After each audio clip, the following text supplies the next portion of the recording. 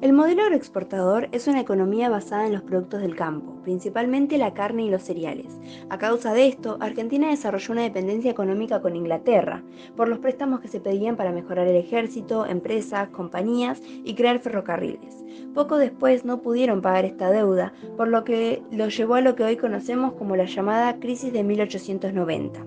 Los ferrocarriles construidos se centraban en Buenos Aires y así facilitaban la transportación de frutos que se cosechaban al puerto.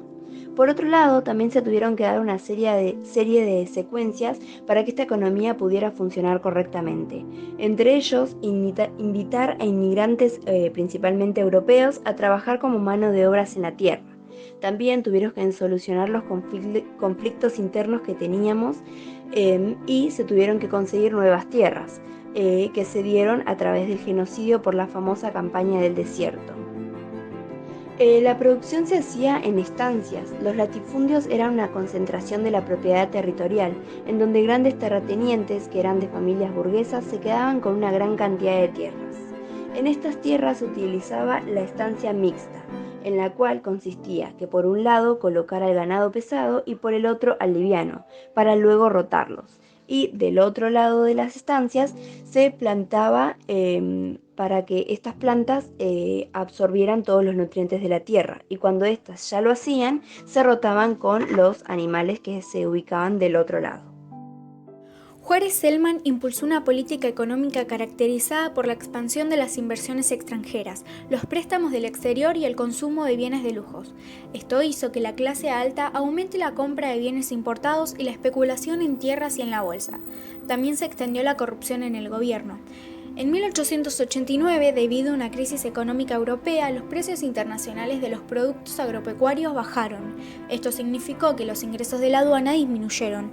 Juárez Celman no pudo hacer frente a los pagos de la deuda externa.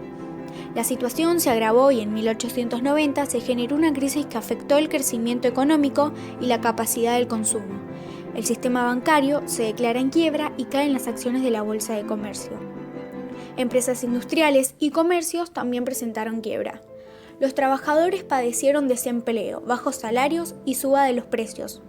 Carlos Pellegrini debió hacer frente a la crisis, renegoció la deuda externa, creó el Banco de la Nación Argentina, suspendió gastos en obras públicas, disminuyó los salarios en un 50% y despidió empleados públicos. La recuperación de la economía argentina tardó 6 años. Además, la crisis del 90 mostró las debilidades del régimen oligárquico y a partir de ese momento, el PAN, que era el Partido Autonomista Nacional, perdió su monopolio político. En 1880, tras la federalización de la ciudad de Buenos Aires, se abrió una nueva etapa en la que se consolidó un régimen político oligárquico. Los grupos que dirigieron el país coincidieron en una república liberal conservadora, establecieron una república abierta, pero desde una perspectiva conservadora conformaron una república restrictiva.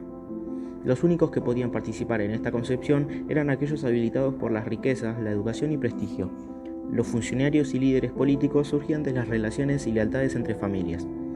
Los sectores oligárquicos organizaron un sistema de negociaciones y acuerdos que allí estaba la práctica de fraude electoral. A este sistema se lo denominó la máquina electoral. En el PAN designaban quienes desempeñarían los cargos políticos y el presidente luego elegiría a su sucesor. Quienes no estaban de acuerdo los sancionaban excluyéndolos de sus cargos. Las elecciones eran actos formales que servían para legitimar los acuerdos entre los notables. Los ciudadanos votaban por una lista completa de electores. El voto era cantado, voluntario y masculino. El que quisiera votar se tenía que anotar en un padrón y el día del comicio se presentaba en una iglesia. Era frecuente que una misma persona votara varias veces, en la misma o distintas mesas electorales. Estos votos así eran una forma de fraude electoral. Intimidaban a los opositores mediante la violencia y la compra de votos por medio de dinero. Los caudillos electorales eran personajes que aseguraban y manejaban los votos a favor de determinado candidato en un distrito.